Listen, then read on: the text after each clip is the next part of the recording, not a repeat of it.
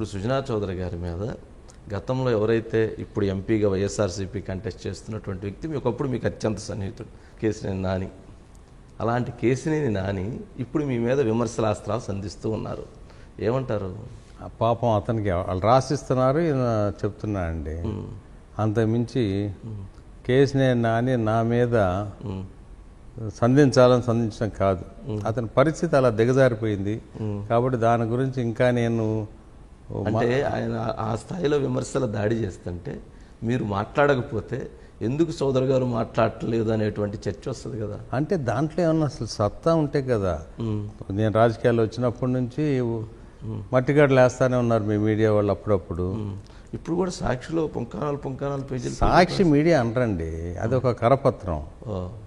So పాపం వాళ్ళ అభ్యర్థి ఎంపీ గారు కనుక మాట్లాడుతూ ఉంటే అతని మనస్సాక్షి తెలుసు, తెలియాలి. ఎందుకంటే అతనికి నేను ఎన్ని విధాల సహాయం చేశాను, రాజకీయాల్లోకి ఎలా తీసుకొచ్చాం, ఎలా సీటు సంపాదించాం, ఎలా గెలిపించాం అన్నీ తెలుసు అతనికి.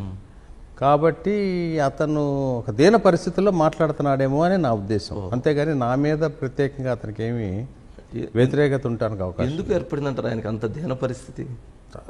ఒకసారి రాజకీయాల్లో హత్యలు ఉండవు, ఓన్లీ ఆత్మహత్యలు అంటారు. ఓకే, అలాంటి కేసు అది. అంతకంటే ఇంకేం లేదు. అతను అందులో పొలిటికల్ సూసైడ్ చేసుకున్నారేమంటారా? అన్ని విధాల, పొలిటికల్ కానీ సామాజికంగా కానీ అన్ని విధాల. ఓకే, అన్ని విధాల పాపం. అంటే మీతో పాటు నన్ను కూడా విమర్శిస్తున్నాడు.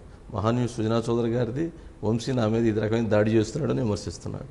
అది నేను చూడలేదు. ఓకే, కానీ మహాన్యూస్కి నాకు ఏం సంబంధం లేదని చెప్పి రికార్డులు చెబితే నీకు తెలుసు, నాకు తెలుసు. అది సరే. అట్లా